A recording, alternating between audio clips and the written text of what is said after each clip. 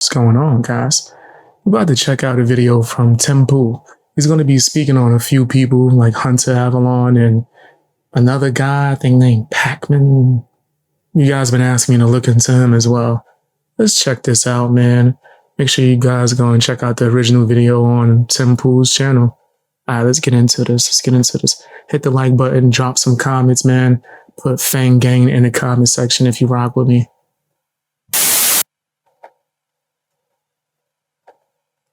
There you go. So we have this clip of Jesse Lee Peterson. I keep forgetting I listen to stuff super sped up. That's just me. And David Pack. So we have this clip of Jesse Lee Peterson and David Pakman. Is it here? You'll be able Gotta to be the big one. You Yeah. can see very clearly where the you just fast forward it. You could skim it. I love these guys. Only worth is for a vote. Well, I want to give it a little bit of context. I want to go on Jesse's show. All right, come on, let's male. here we go. You are a progressive. What does it mean to be a progressive? What Fang is Gang all that? day. It's for progress and against stagnation and a return to values that are outdated and irrelevant in modern society. And what type of progress? Give me an example of progress. The reduction in incredibly damaging economic inequality, the push for a basic level of health care for everybody, regardless of ability to pay, a push for an economy that is not going to allow the richest to become endlessly richer while the poor continue to be poor. I mean, there's a long list. I mean, I think, socialist, the problem is, it's a Hassan sounding ass dude. Is that there's a lot. I'm not a Democrat, by the way. I've never been a Democrat. So if the idea is to get me to... you are a progressive, so I'm asking about that. So let me ask, I didn't even finish answering the question. How long do You started talking about stuff that had nothing to do with what he was asking you, but okay, all right. we have? Because this is a very weird interview. We didn't even... I was trying to get you to tell me exactly what Trump had done to achieve those so-called achievements, and you moved on. This is a weird interview. I'm trying to get you to tell me something. Yeah, that would be a weird interview. You trying to get him to tell you something? How about you tell him something? Or allow him to ask you questions and you respond? Isn't that the normal thing? Okay, maybe to the I'm Democratic Party. It's a very strange interview. I've never experienced anything like it. Well, that's the first time in life for everything. No, changing that fact. So-called set That was hilarious. reassignment surgery, and our tax dollars are paying for it, even though we don't agree with that at all. Is We that being who? The conservative? It's for educational purposes. I have no hate or disdain for the alphabet community. None. No hate. But I'm watching this for educational purposes. Christian people of this country. Well, that's just a fraction of the population, right? Is There's some that, people that's mad is that when I say progress? When men are confused Kiss my about black their eyes. gender and women are confused about theirs, and now we're paying for it. Is that progress? Are you a fiscal conservative, Jesse? Answer that question, David. Is that progress? Right. Well, are Answer you a the fiscal question on the conservative? question. David, answer that question. Is that progress? It's not an example of something that is or isn't progress. But the reason I'm asking whether you're a fiscal conservative would you is call it's that, David? cheaper. It's cheaper David, to what would pay you for call those that? procedures. This is weird. Woke people, they think that they could control every element of anything, even interviews on other people's channels. You're going to answer this question with a question. Than to discharge, to find and discharge every transgender member of the military. So if you're a fiscal conservative, and I've heard you say that you are, you should favor the cheaper option. Why do we have which this is guy paying back for on the those show? procedures and not paying for what it would cost to find and discharge all those transgender military members. David, you're not here to communicate. I really appreciate you coming on. I'm going to let you go. It's a waste of time to talk to you. You're not communicating. You're acting like an idiot. Because you're asking bizarre questions. You're and not acting like answering an any of them. idiot, and you're wasting my time. I appreciate you coming. All right, thank you for coming. Yo, I respect him for ending the conversation.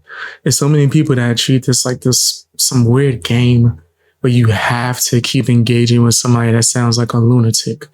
Nah, I got better things to do. I'm not trying to deal with any of that. Thank you for coming on. See you later. Maybe not. Bye. But Hold on, leave it on. Let him go. That's a progressive vote. All men who are progressive or males who are progressive are weak people. Nice. They are weak people. And why have these people on? It doesn't even make sense. They don't come to communicate because they're too insecure. And David Pakman is a very insecure progressive. He's right. Real men are not progressive. Progressives, whatever they are.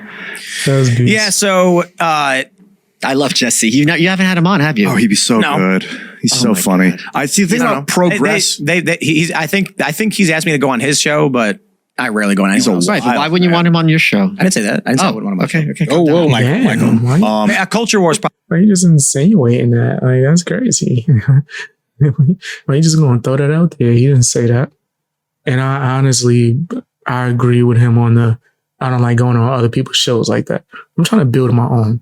I really am on the same type of mindset. Probably a better fit. He's unpredictable. That's one of the things for a late night, like stick by, but he's on YouTube, so he obviously knows the rules of the game. No, he's very predictable. You never see him break. So what David Pakman did there is sophistry. It's plain and simple. Yes. Ask a question about, is this progress? And then he deflects to fiscal conservatives should support this because it saves money. That's what? Okay, so like throwing a body into the ocean saves money on funeral costs. We're not for that. Like we want proper waste disposal. What are you talking about? Progress is you can move. That means move forward. You can progress off the edge of a cliff. Right. You can progress into a fire and burn to death. You don't always want to move forward for the sake of moving. Sometimes you want to regress and go backward. Yeah, he was cooking. Yo, he's smoking this right now. Damn. Yeah.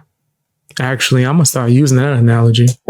Because backwards is where it's safer. That was good. So, or turn around and progress in a different direction. So that's the thing with progression for the sake of it. What does it mean to turn? Is it transgress? Yeah, I guess, right? Yeah. To move sideways. Yeah, that's to transgress. Sometimes we want to sidestep whatever's in front of us because it might be. Just to be clear, no hate for the alphabet. This is for educational purposes and for entertainment. Like either maybe it's a pit trap and you're going to walk into it. You don't want to progress into a trap. Yeah. So that's the problem with people that claim, I am a progressive and I will always move us forward. If you're moving forward into the wrong thing, you're doing the wrong thing. Get out of that mindset. Yeah. So this is the main issue for us, especially is there's a small handful of people that are willing to come on the show and they're all the grifters. So when I'm not talking about you, the people. Well, then why did you look at my direction? I'm talking to you. You're the guest. So, you got a mullet, man. Fam, the pig nose got me over here dying right now. It just makes everything he say seem comical. And it looks gorgeous for anarchists, libertarians, and conservatives. Easy to book. They will come on and they will say yes, no, maybe, I don't know. Let's argue. Liberals are like, uh-oh. If I actually come on and they pull up sources, I'm screwed.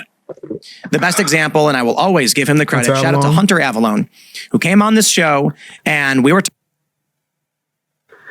Yo, I promise you, I swear, I did not watch this video beforehand. I kind of predicted that because that's somebody that we both debated and he's a clown that never has any backing for anything that he says. Right? That's crazy. Talking and I said, Joe Biden said, if you don't fire the prosecutor, you're not getting $1 billion. And he smugly goes, that never happened. And I said, yes, it did. Here's the video. And I played it. And he was just like, oh, like he had no idea. Sure. Most of these people like Pakman and even probably now Kalinsky, who's like taking a turn. I don't know what his deal is. These liberal guys are just like, if I go on the show, I know what happens. They're going to pull up the sources. And then what do I say? I don't think that's it at all, Tim. I don't think they think, some of them, but I think for some of them, it's also like, just argue. It's like for me going to a mosque. It's like, this isn't my house. Like, I don't belong there. And I think, you remember how during 2020, when Marion Williamson was supposed to go on Rubin Report, and he's hardly a hardball. He's does softball. That's his thing. I do that same thing. Yeah. I want my guests to feel comfortable. She bowed out. And she bowed out. You see what happened when she came on this show? What? Was there more drama? She nearly cried when we showed her the whiteness contract from that children's book. And I got her to inadvertently argue that Derek Chauvin should have never been convicted and should be released from prison. Oh, wow. And then she immediately backtracked and said, no, this is why they don't come on the show. Mary Williamson comes on And she says Republicans want to ban books. And I go, what, this one? And it's the white-handed devil saying the whiteness contract will kill your friends. And she was welling up in tears, covering her face, shocked, saying, what is this? She had no idea. Then I showed her the graphic book. Oh, she doesn't want to look at it. She can't look at the books they're giving kids because they're shocking and offensive. And she couldn't even look at it. Damn, is that some Yu-Gi-Oh cards behind them?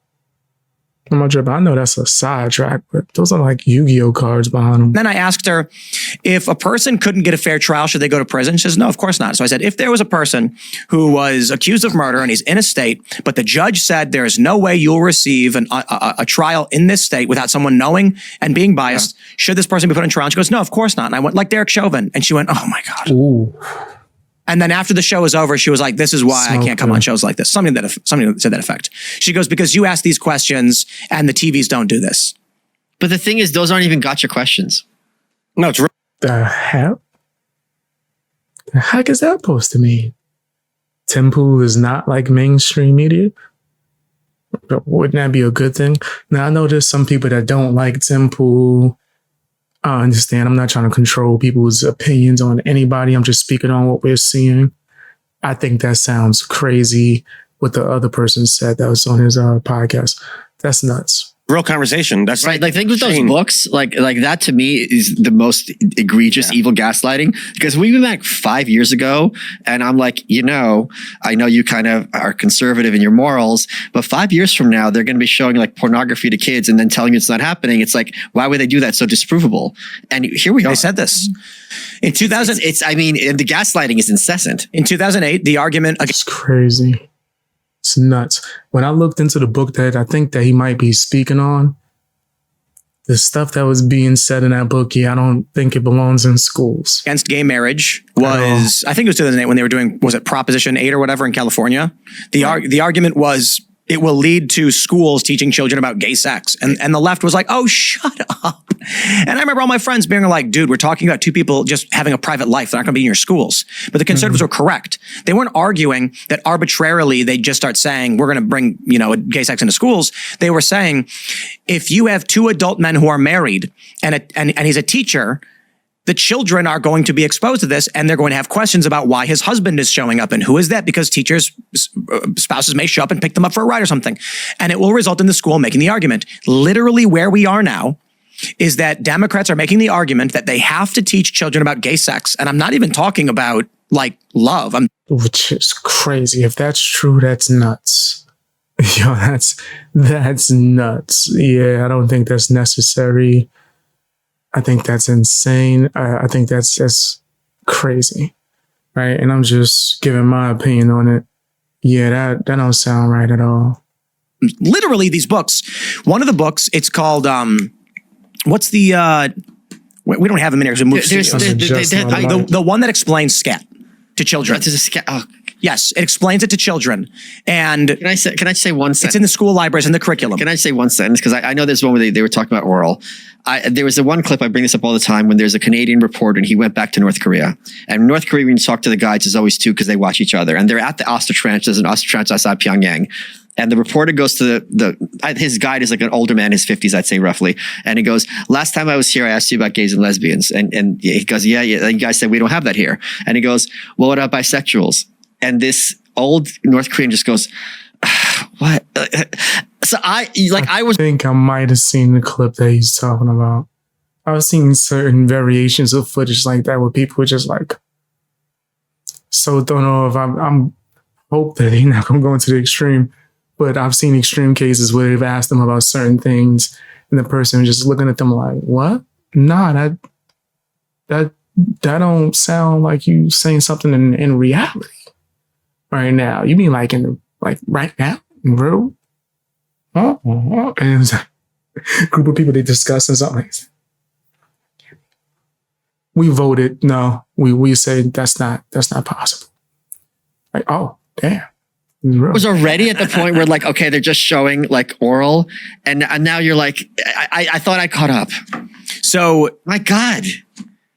The argument is children need to learn about this because the teachers are gay. And so they're a part of society and kids are going to see it. So now, and the conservatives are completely correct about what this was going to lead to. Scat? And if What, you, in what that got to do with school? What they got to do with homework? Like what about math? What happened to math? PE? Right? What ever happened to stuff like that? Social studies? Right? How about we start teaching some kids something that they're gonna use in their life, like how to do taxes? Right? How about you become an expert before you graduate? Right? How about that? Let's get them prepared for life. What's all this other stuff? Right? Whatever you do in your personal life, that's on you. You shouldn't be trying to push it on these children in school. In the book, it's got a glossary of terms, and one of them explains that some people, for gratification, will eat human waste. And it doesn't say don't do this. It doesn't say this is dangerous. It doesn't say, like, there's no reason a child should be learning these things. But this book is, what was the name of that book? Trying to look it up. Is that the one about the girl who? No. That one's about the Diary of Lyoto Machida? My bad. That's a UFC fighter I used to drink. Never mind. the genderqueer book. Yeah, genderqueer. That's the one where she talks about how she was severely abused by her parents and made to defecate outside. Yeah. And then they made her wear a used gosh. pad over and over again. And she smelled so bad that the counselors brought her in and scolded her for not taking care of her hygiene. And this is clearly not in the book, but anybody who reads it, who has any kind of logic, understands this poor young woman in this book, Genderqueer, was made to do her business outside by her parents. When she went to school and was going through puberty, they gave her used, dirty old pads. She draws pictures of them. She complained. She writes in the book how she smelled so bad. The counselor brought her in and scolded her and said, "You need to do something about this." That sounds crazy. What is this? Precious? Right? I forgot the name of that book. I think it was called Push. And she was embarrassed. Clearly, what happens then is Precious. when she's hairy, I think. she's unshaven, and the other girls are like, "You're gross and you smell bad." She says, "I wish I could be a boy," because the boys don't get insulted by the other girls for being stinky and hairy. So she internalizes this abuse from her parents that didn't properly teach her how to function in society, and then says, "If only I was a boy." Oh my gosh. Once again, this is for educational purposes, and I have no hate or disdain for anyone in the alphabet community at all. I think that's a crazy ass book. I don't know what the overall message to that book is supposed to be. But if he's saying that that's in a school, I do think that that's a little bit that's pretty extreme. And the first thing that came to my mind was what the F, WTF.